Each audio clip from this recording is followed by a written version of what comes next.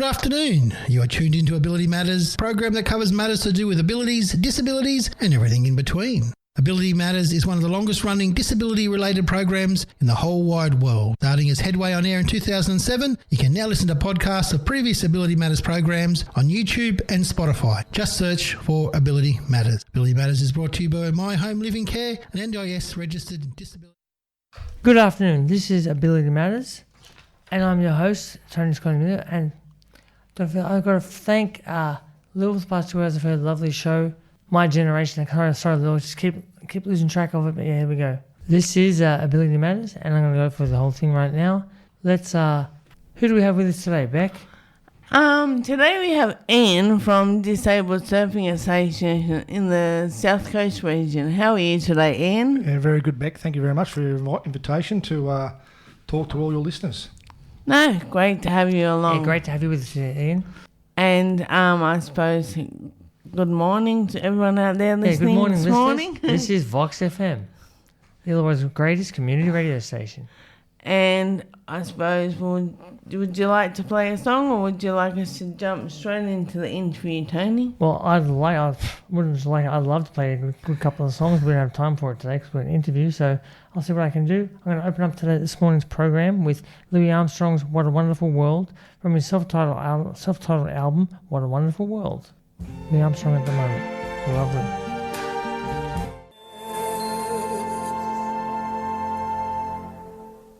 Sorry there, forgot to turn the mic on there. Okay, that was just Louis Armstrong with "What a Wonderful World," and I think it was from 57? I've lost track of it now, yeah. From the album "What a Wonderful World" as well. Let's get into the interview on your side of the desk there, Bec, with Ian. Ian, yeah. Welcome, great to have you aboard with us, Ian. So again, thank you for inviting me along today, and we can talk about disabled surfing in general and what's happening in the future for us. That would be great. Thank Lovely. you. So we'll kick it off, and it's a pretty simple question. What is Disabled Surfing Association, and what do you guys do? Okay, well, Disabled Surfers Association was formed in 1996 and by a fellow by the name of Jim Bradley. And Jim was a school teacher down here, and he seen an advertisement in the Sydney paper for a disabled surf day that a fellow was running up there, and he thought, this is something I need to look at because one of Jim's family members had a disability. So he went to Sydney and met up with a fellow by the name of Gary Blashke, and Gary had actually started a disabled surfing group, and they were surfing at Collaroy Beach in the late 80s. And Jim thought to himself, well, if you can do it up here, we can do it down in Wollongong. So with the help of his school students and members of the Layback Longboarders Club in Bellambi, they ran the first event on the South Coast in late 1996. So Oh, wow. we've been going since then. We've just had our 86. We've just had our 30th year. So Wow, that's a long time. Yeah. So sorry about getting the numbers confused, but All good. we've been operating in Wollongong for 30 years, and what we do, we take people with disabilities, any type of disability, could be physical or mental, doesn't matter. We take them for a safe surfing experience, and what that means is we get them into the water safely, whether we use our wheelchairs or we walk beside them or they walk in by themselves. And we make sure that they can get in the water, enjoy themselves, catch some waves, and just have that exhilaration of that wave, floating along on top of the water, and catching that wave back into the beach. So we do that, and we've been doing it successfully for 30 years, and that's basically what disabled surfing is. Oh, wow. It's such a great thing that's out there in the community. And I suppose the next thing that we'd like to know, because you have quite a few different places that you actually do these events. So can you let us know where you might be able to catch one of these, at which beach? Okay, so our season is split into two by Christmas. We start in November, and we generally go down to Mollymook Beach on the far south coast, and that's generally in mid-November. Then we'll hit Thurul Beach up in the northern parts of Wollongong here around early December. We have a break over Christmas to let everyone do their Christmas thing. And then we get back on the beach again at Gerald Beach on Sunday the 1st of March. And we go down to Gerald Beach, 7 Mile Beach there, and we catch the lovely waves down there that roll right into the beach. And it's picked for the location because it's flat. We have a great wave down there. Access to the beach is quite good. And we've been going down there to Gerald for over 20 years now. Wow. And we'll finish the season off with a great event at Port Kembla on Saturday the 14th of March, where Port Kembla is so different. Our setup is so close to the water's edge. If you're on promenade at Port Kembla, you can see everyone in the water. The pool is so close there. There's a ramp to the beach. The council over the last couple of years have installed a ramp at the beach. There is fantastic disability change rooms in the Port Kembla pool complex, which are second to none along the south coast here. So yeah, we really enjoy going to Port Kembla and using those facilities. Oh yeah, In my opinion, Port Kembla is the best beach. you're not biased at all, there. Tony, are you? No. I worked there as a lifeguard in the mid '80s, and yeah, I did really love working down there. So especially when the nor'easter's blowing and it's not blowing at Port Kembla, it's blowing everywhere else, and yeah, you're tucked away in that little pristine little area. Yeah, little alcove. Yeah. Beautiful. Yeah, no worries. Okay, well, let's just move right along, shall we? I've got beautiful information there. Thank you, Ian. I've got Crosby, Stills, Nash and Young with Our House from 1970's album Deja Vu. I'll light the fire. Yeah.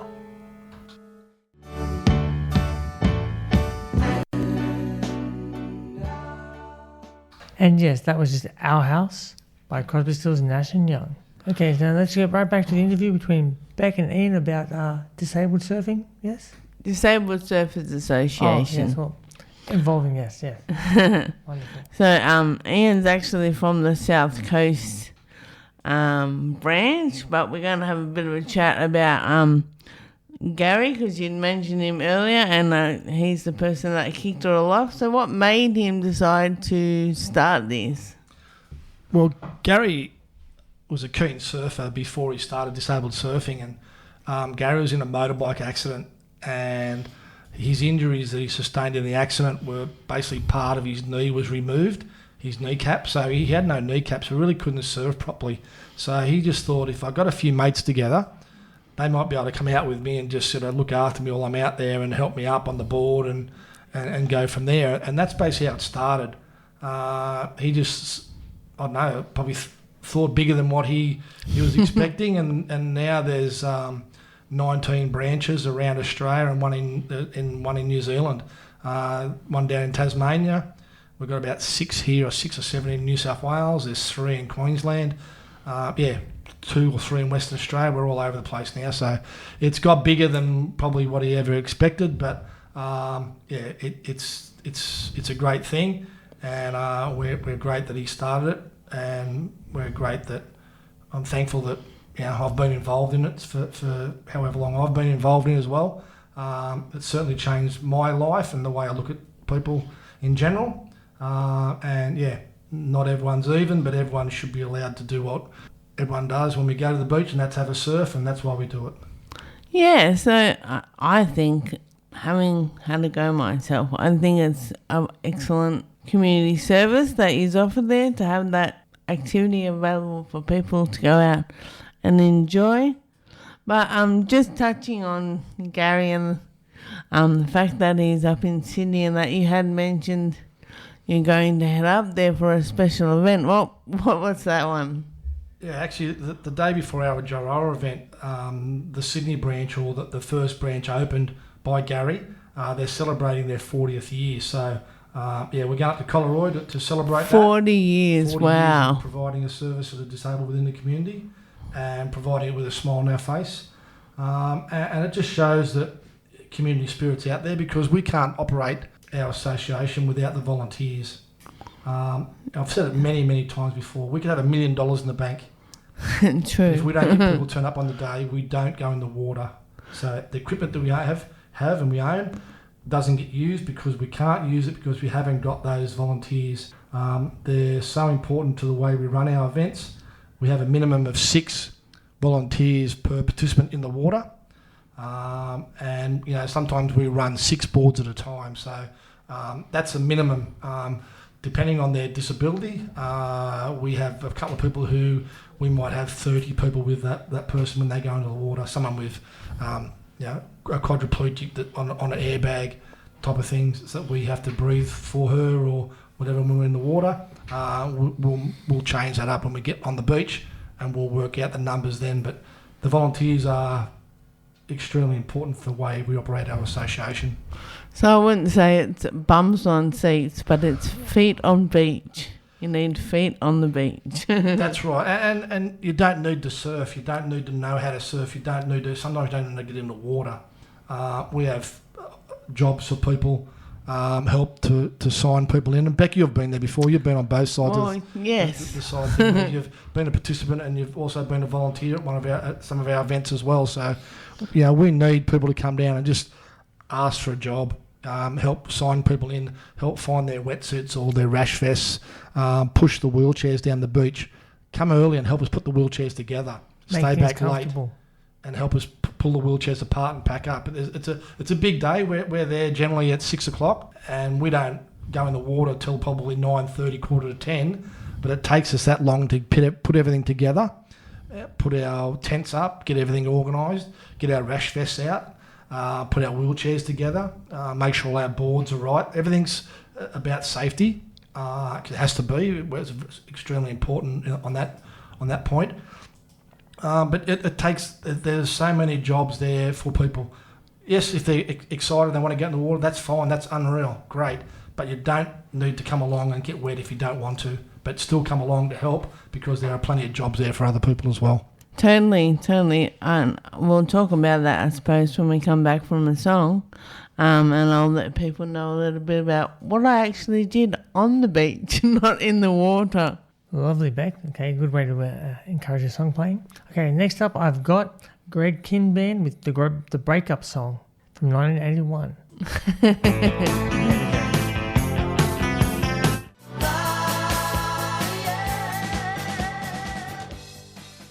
Okay, yes, we just had Split Ends with I Got You from the 1980 album. Well, it actually wasn't on an album. It was a breakthrough single. Breakthrough single from the album True Colours. Yes, I kind of got lost. Yes, okay. Let's get back to it now. With Bec and Ian. Go for it, guys. No worries, thank you. So we've just been talking to Ian from the Disabled Surfers Association on the South Coast branch. And we've heard all about what the Disabled Surfers Association is, where they're at, a little bit about how it started, Sydney's upcoming 40th birthday celebration. That's amazing, 40 years. And I suppose what might be involved in an event. And so now we're just going to touch on a little bit on Ian and I's experience as volunteers. Ian, you have in-water experience more so, and I have on the beach experience. I actually attended last year at Port Kembla and was volunteer. Spent the morning handing out rash vests, making sure people had the right size that they needed for them to feel comfortable in what they were wearing. And then I headed down onto the sand a little bit later and helped out to make sure that people got a turn on the boards in the water while Ian was actually out helping those people having a great time in the waves. So can you tell us a little bit about what that's like, Ian? That's important as well, but going back to the rash vests, just making sure the right people have the right rash vests. And the rash vests are a safety mechanism for us as well. Essential Safety mechanism because we know who's who when they're down on the water's edge. So if you've got a yellow rash vest on, we know that you're with us and you're with disabled surfers and you're one of our participant surfers. If you have a blue rash vest on, we know that you're a volunteer down there on the day and that you're also with us. So you come under our care. We have red rash vests, and they're the team leaders. They're the people who have had the experience and they've been to a number of our events. They know how to lift people. They know how to put them on the boards, know what waves to catch and so on. And then we have beach marshals. They're in green. And they basically organise for each team to get a participant or a surfer, and they work out how many waves they catch and so on. And they run that. We run that they have a go, then they go and sit down, and we just run it through the next person on the line and so on. And generally there's about 8 to 9 people on each board through a rotation system. And what happens there is those participants or surfers, they'll get 4 or 5 waves the first time they're in the water. And then they'll have a rest, and then their second go they'll probably get 3 to 4 waves, depending on conditions, depending on how our volunteers are feeling on the morning as well, and how they're feeling as well. So, and then above that, unfortunately, it'll be me, and I'll be in a pink rash vest, and I'm basically the event organiser. So if anything happens, or the decision needs to be made on what things need to go, that comes through me. And that's just a thing how we can locate people on the beach. We know where they are and what colours we're looking for. So that handing out the rash vests is extremely important for us in the mornings. And then from there, when we get all our participants together, we'll give them a talk about what's going to happen through the day. They'll be allotted to a certain coloured flag on the beach, and that's the flag that they'll surf on throughout the day, and they'll have their surf rotations. We'll talk to all the volunteers. And some of the volunteers are seasoned volunteers where they've been before, and they keep coming back because they love it. That's great. But we also have a number of new first-time volunteers, our novice volunteers. And that would be my husband. That's right. And we basically let them know what happens and how things flow, and basically not to be overwhelmed by what they're going to see. Because it's extraordinary some of the things that we can do, and we adapt our program to suit everybody's needs on the day. So if someone comes down and the surf changes, we've got surf socks. They're like a sleeping bag made out of wetsuit material that goes over their legs, and that just stops the rash of the skin on the top of the board of their knees and their toes and their feet and so on. We have the bean bags that we lay under people to give them support, but also it's a floating mechanism. So if they come off the board, the beanbag will float, it'll wrap around them and it'll float. And that's why we have our people standing in like a runway situation. If someone does fall off a board or they get scared, we're close enough to them to support that surfer in the water. If they do fall off, as I said, the beanbag will wrap around them, and then our volunteers can grab them and keep them above water, which is a part of our safety. And on top of that, feedback from my husband. A couple of times he ran out and come and see me up on the beach, and he was just amazed and absolutely enjoyed the experience thoroughly. He had a great time, and he was surprised at how exciting it actually is to be part of something like that. So pass on a good deed, of course. Yeah, like it's a great area to be able to give back to someone. I always say I love giving back to society, and I do it by taking people surfing. People look at me and go, and could you think of any better place? You go down the beach on a nice summer's day, hopefully all the time when we surf, a nice summer's day. People are down there and they're just smiling and they're enjoying themselves. It's not often that disabled people get the access or are able to go out in the surf and catch waves. We provide that service, as I said, 4 times a year, because it's a big setup. Where Bec was there last year. Massive. We had nearly 300 and something people there last year, from volunteers to participants and so on. We're becoming very, very popular with the disabled community, and we only take 50 people out per session now because we can't fit them all into that time span. We can't be there all day, and we can't be there every week because we use those volunteers. And I don't want to wear out those volunteers, and I don't want to get them angry or tired or injured. True. So we only limit the capacity to take 50 people surfing. Well, that just brought up a big question in my head straight away. Does that mean you have to book a spot to be part of this group? Yeah. Yes. We'll talk about that later on, but we have a system where we we have a booking system. Yep. For Beautiful. both volunteers, carers, and volunteers. Anyone who wants to be involved, yes. That's correct. So I'm going to play for you some Eric Clapton and some Burt Bacharach maybe a bit later on. So, but Clapton is a good stuff that we're hanging around for. 106.9. Okay, now I'm just going to say that last Eric Clapton song didn't actually have a set album. It was actually made for the film Phenomenon, starring John. Oh, sorry. That was it.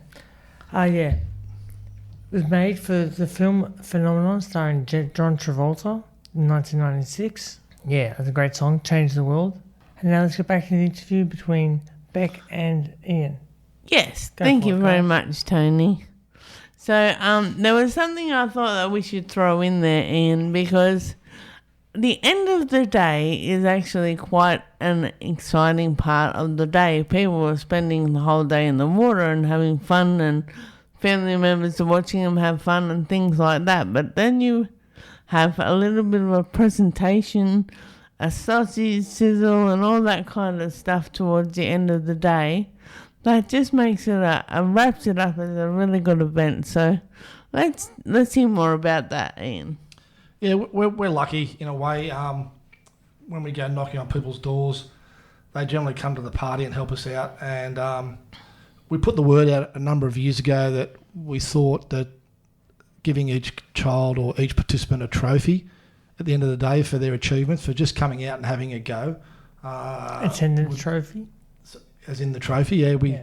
So we put a call out there, and Gala Trophies in Wollongong come on board, and we've been getting second-hand trophies from them for years. And any parts that I need, I can always go in there and they'll just give them to me. So they've been fantastic. And so what we do between now and our first event, I've got to go home and sit in my garage and build some trophies like Meccano sets. Oh, wow. So I just pull old trophies apart and Back in the day, Meccano. rebuild them. Wow. Yeah, rebuild them and put our logo on them and a little surfer. And I know for a fact that a lot of the people that come to our events cherish those trophies, especially the heavy ones. So we put a nice chunk of granite or whatever on the bottom of the trophies when we build them as a base.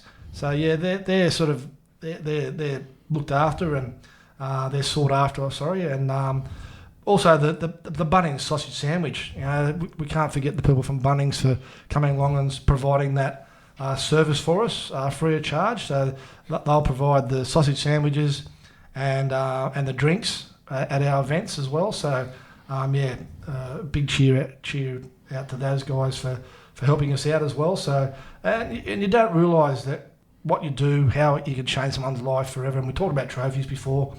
We had a young girl, and she's passed now, down the coast over the years has come along to our Mollymook event, and we went to her funeral 2 years ago, and we were blown away that one of our trophies was on her coffin. That's how much she cherished coming to our events and enjoying herself. And so you don't realise how much you can change someone's life just by turning up and volunteering at one of our events. Whether you help someone into the water, whether you help someone out of the water, whether you smile at someone, whether you clap at someone, whether you cheer for someone, whether you pick someone up, it doesn't matter. Whatever you do, or you wheel someone down the beach, you're changing their life and you're making it better for them. So the more volunteers that come along on the day, the better it is for us. That's correct. I've said to a lot of people, thanks very much for coming along, and they've said to me, no, I want to thank you for inviting me. So what I say now is, come along, enjoy yourselves, and you can thank me later for getting you involved. So it will change your life, and I know you'll change other people's lives forever.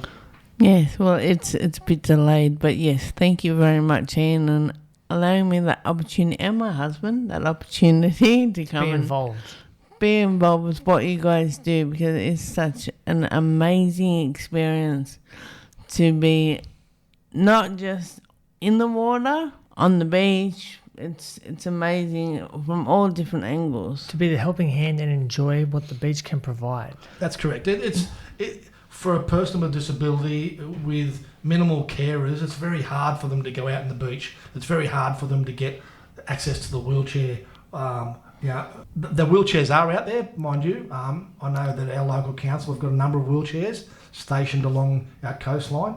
Thurrool Pool, Port Kembla Pool.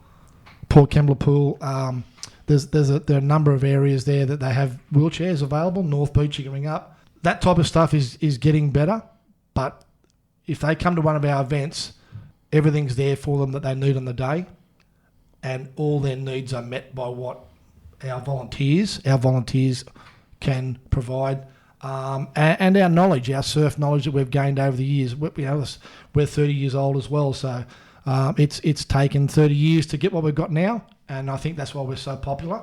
So, as I said, when the event comes out and comes back online, there's only 50 spots available, but we also need 250 volunteers to make sure it happens properly. Wonderful. Amazing. It's just phenomenal. Like, I encourage anyone to be a part of it, even if you just go once and experience it. It's life-changing. You wouldn't believe how much you can impact on somebody just by one small thing. We know a number of people who have been to our events, who have left school, been to our event, and it breaks down the barriers. And when we ask for volunteers, I don't mean you have to be over 18 to help out. You know, you can be in year 5, year 4 at primary school and come along. And my son started when he was 5 years old. He used to walk down the beach with a lady with a guide dog and hang on to the guide dog while she went for a surf with us to come back out. But that breaks down the barriers for kids as they're growing up, that they can be involved with disabled people. They see disabled people in the street. They don't walk to the other side to get away from because they can't react with them. You're having an organisation that puts things like us, what we do, together, and you have a group of disabled people in a happy environment, and you have the kids there, and it just breaks down that barrier. I think what our event does for the community, not just the participants, is twofold. It just breaks down that. It just breaks down that barrier. Totally. It's changed me. If I didn't get involved when Lenny Snowden came up to me in the yes, good old Len in the mid 90s and gave me his leg and arm and said, "Hang on to this, I'm going for a surf." Like, I don't know where I'd be now. And that would be a mind-blowing experience to have someone come and give you their arm and their leg.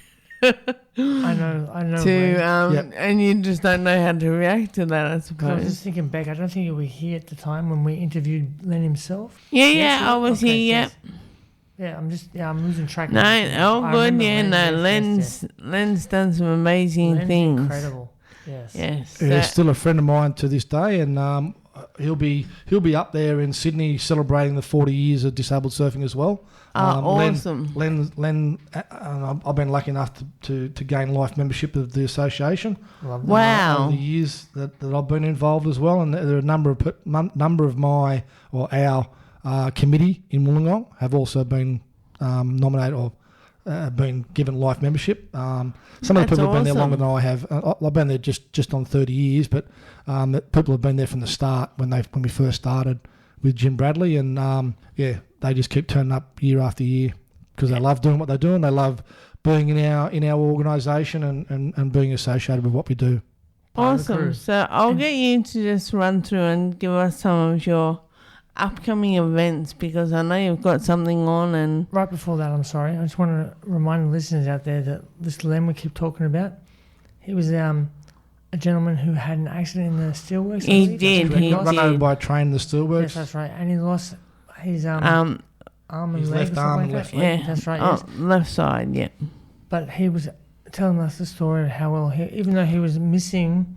He's quite tenacious. Yes, missing arm and leg, he was still out there and getting into it and surfing and everything like that. He did not let that get the better of him, and he still gets out and about and does things, goes overseas on holidays, is amazing. Very alive, yes. On that going overseas, I don't want to talk out of school, but I know a few more facts than a lot of people out there as well. Lenny goes over there, I think it's every 2 to 3 years, and they size him up for new arms and new legs and so on. Well, upgrade, so to speak. Upgrade, sort of thing, and they measure the length of his hairs on his legs and the moles on his legs, and they put them on there. Wow. And he has a summer leg and a winter leg. Wow. So one's a different colour, one's a bit browner.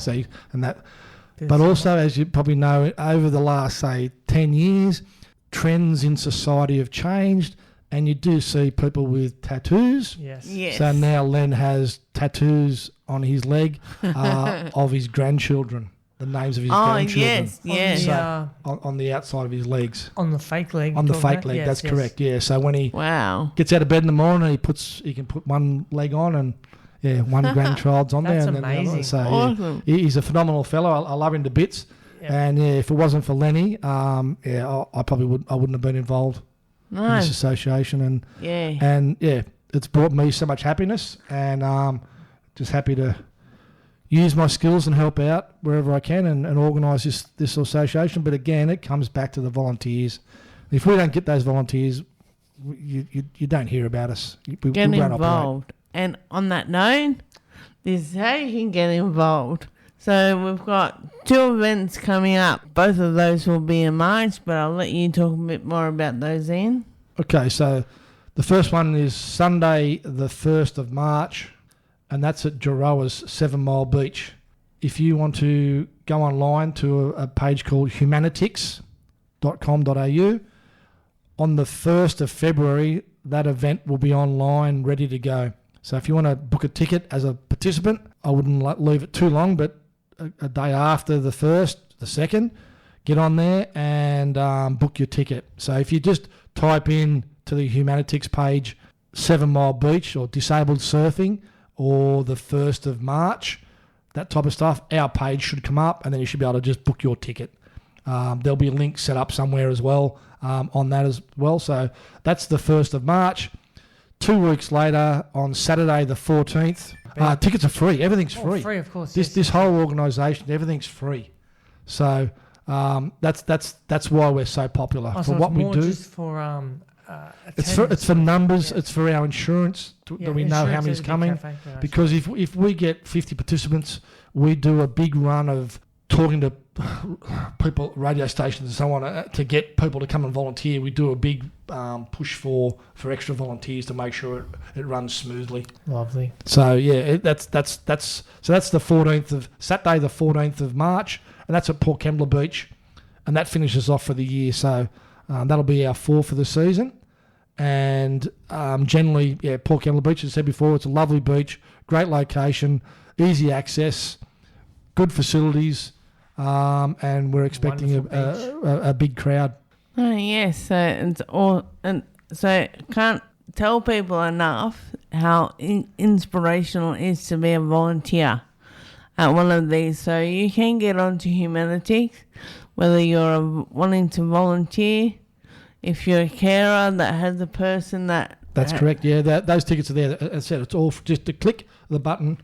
All that information comes back to us, and then we can work out how many people we need to cover our minimum standards for that day, and we'll do the push to get those extra volunteers there along. Thank you so much for coming to talk to us today, Ian. I really have appreciated hearing what Disabled Service Association in the South Coast do. It's an amazing thing that is doing for all those different people out there in the community. Yeah, thanks very much. And I just want to thank our volunteers over the 30 years. Without you guys, we wouldn't be here today doing what we do, and Getting it done. Have that knowledge within the community that people know who we are, what we do, how we do it. It's about safety. It's about enjoyment. It's about putting smiles on dials, and that's very, very important for us. So the more we can get, the better it is. So, bring your friends, bring your dad, bring your mum, bring your whoever else you've got in the household. Come down, volunteer. Again, I'll say it again, you won't. You can thank me later to inviting you down, because you'll have a great time. Won't be disappointed. Beautiful. Awesome. Now, I haven't heard that saying in a while now. Smile on your dial. Smiles. Good stuff. That's across Australia and New Zealand. That's our call. It's about smiles on dials. Beautiful. Excellent. Well, I'll say good afternoon to the listeners. Thank you so much for listening for the past hour. Hope you have a great rest of your day, and I'll be back with Tony again next week. See you later, Ian. Thank you again for coming along. No problems. Thank you. Ian.